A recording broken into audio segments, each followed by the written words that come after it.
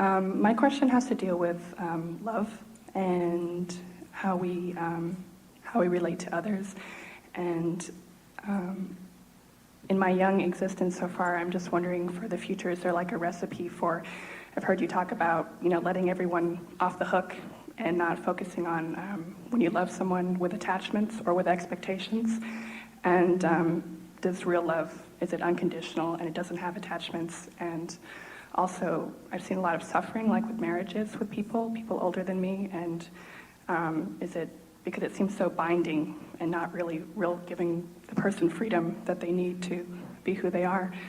And what does real love consist of? Because I really would like to know for my path and my journey, and what is a recipe so we don't have so much suffering around it, and so much pain, and so much, expecting of the other person and the other being. And I think just from what I've noticed, in marriages, some people think of it as institutionalized, and it's been, a concept of far back in our history, and then there's religion that takes a part in it. And so I guess I'm just looking for a recipe that would be good to work for in the future in dealing with people and in relationships, or not just in love relationships, but with people, and so we don't feel that pain or suffering, or we can love freely and let that person be who they need to be on their journey and their path, and it is what it is. Well, it sounds to us like you've got it figured out.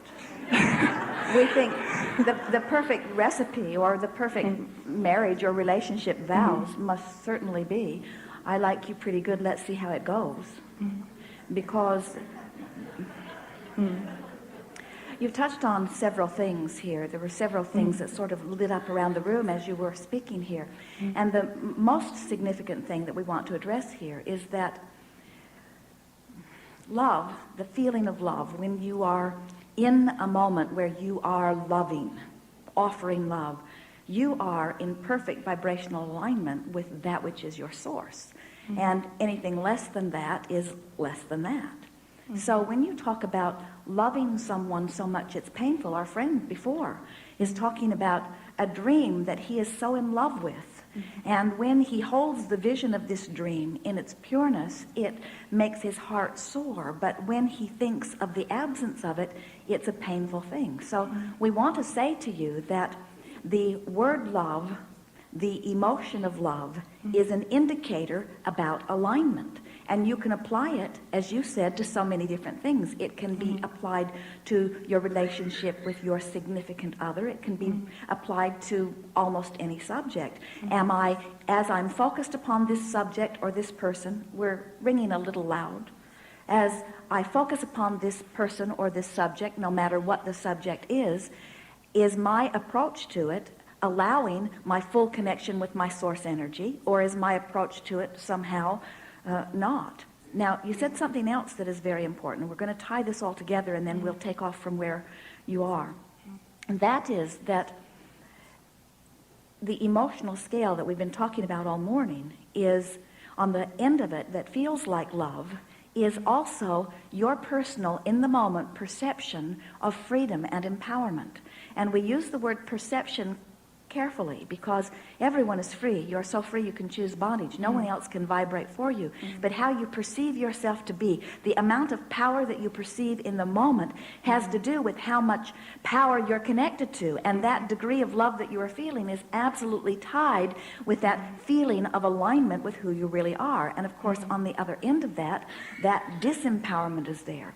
So it's an interesting thing. You talked about the pain you see in relationships. Or why people can't let go, of another person, or they hold on and they can't, or like you talk about, there's always abundance available, or everything's in perfect timing and the right person will come along when they need to be. So don't feel sadness perhaps if it's not in how you perceive it to be, because Source knows what you need at the right timing. So I guess why is there that wanting to cling or wanting to hold on and to... Well, the reason that wanting to cling or hold on is so prevalent is because the person who is now clinging was not in touch with their own emotions to begin with. In other words, here's how it usually works. That is usually the ending of this kind of scenario. So I'm in my physical body and I want to feel good. And I haven't yet figured it out that I can focus myself into feeling good. I'm still, like so many people, looking at that and feeling good and looking at that and feeling bad. And so believing that if more things were like that, I'd feel better. And if fewer things were like that, I'd feel better. Still believing that I need to control circumstances.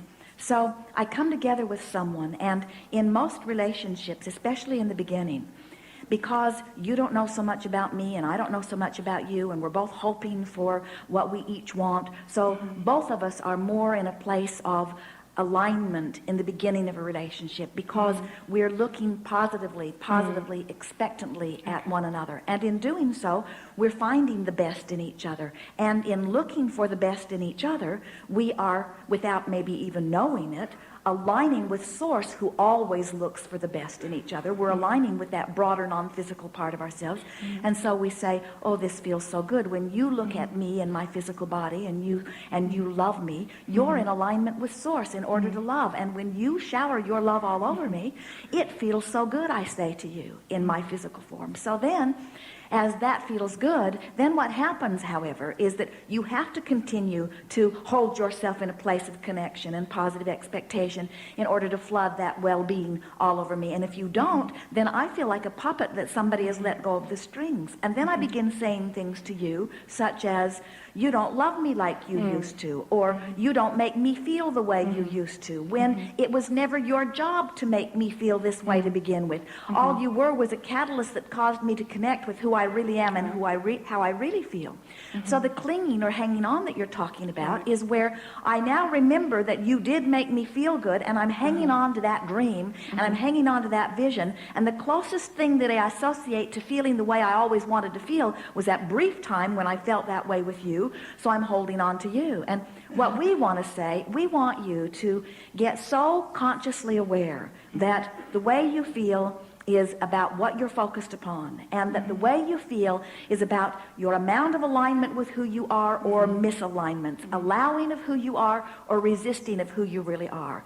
And when you get that, and you further understand, as we've been talking all morning, that you can, with deliberate thought, while we acknowledge you can't do it all at once, you can do it incrementally.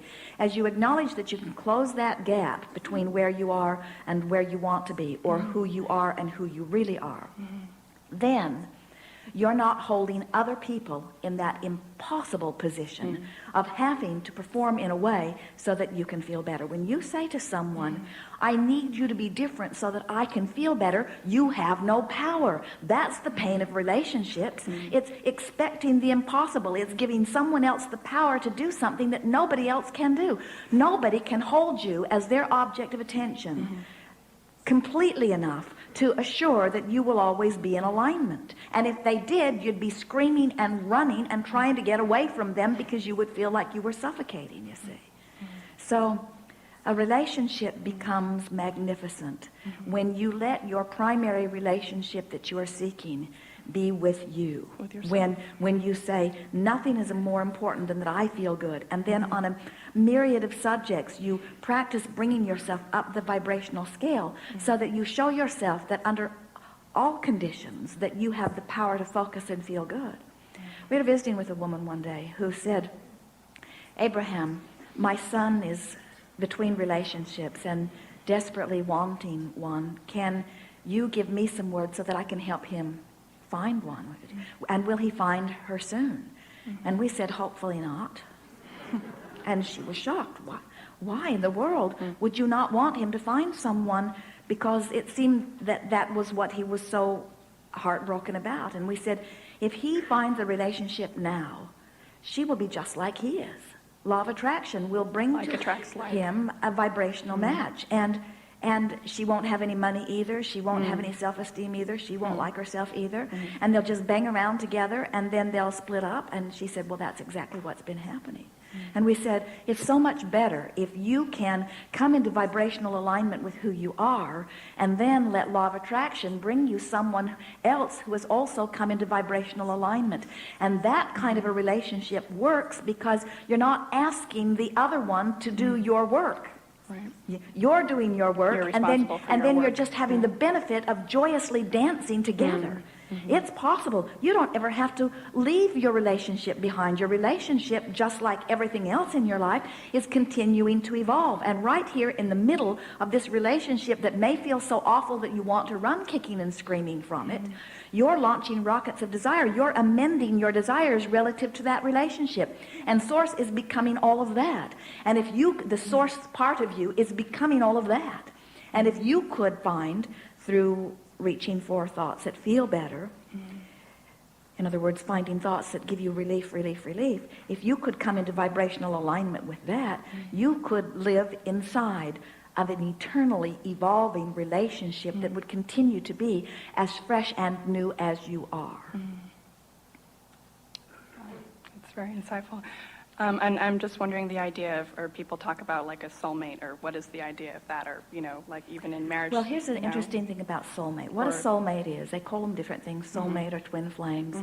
And what it means from our perspective is you've met someone who is from same non-physical lineage, in the sense that they come forth with same vibrational intentions.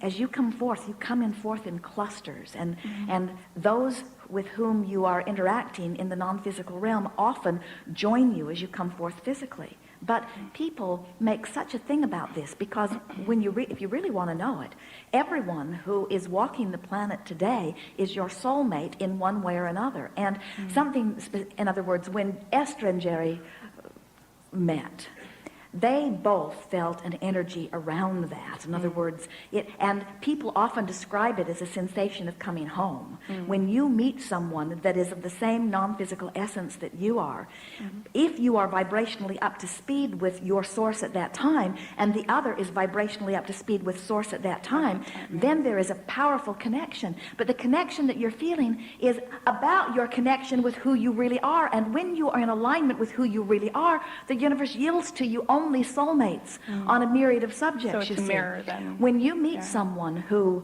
makes your heart sing, you can say, this may very well be my non-physical vibrational equivalent. But when you meet someone who just makes you crazy, you could very well say the same thing. We've noticed that those soulmates that you're meeting, those people that make you just want to spit nails, those people that just get under your skin in a way that you just can hardly stand them, those people often are soulmates. And what they're reflecting back to you is the lack of connection. And when you see it evidenced in them, your awareness of who you are comes to such in other words, anything that makes you powerfully aware of this vibrational relativity between who you're allowing yourself to be in this moment and who you really are is a strong indication of non-physical intentions. Often you say to each other, let's go forth and mix it up together. The best of soulmates are those who say, let's go forth and have a meaningful experience, which usually doesn't mean let's go be identical and agree with everything. It usually means let's provide some contrast for each other, and let's be catalysts that launch rockets of desires, and then let's be catalysts of coming into alignment, and then let's experience the deliciousness of our having come into alignment, and let us live happily ever after together. In other words, that is what true soulmatedness is about. So is there only one person for you? I mean, when we talk about marriage, until death do us you part. You come forth into clusters. Until death do us part, and please let it come soon. Yeah. Right. But that seems like, even like the whole marriage vows, it just seems very binding. And why? What would your idea be if? Well, even that's what we say. I like you pretty good. Let's see how it goes. Would be a much better marriage vow, because this until death do us part thing. It's so serious. What that marriage vow says binding. is, so we'll come together. We're really not sure how we got here, but here we are. And I'm so afraid that it won't last, that I'm going to lock you into, and you're going to lock me into a promise that neither one of us are ever even going to be able to come close to keeping. And then we'll just hold it over each other's head until we exacerbate our reason for not being together. Because after all, we're going to need huge justification to break apart if we are not living happily ever after. And we say, oh, it is a very troubling situation. If we were standing in your physical shoes, we would not go down that road. We would get into alignment with who we are, and we would say, Source energy, I'm feeling pretty good. Please help me to align, find, interact with, come to know someone who's a vibrational mate, and I'll know it when I see it, and you will.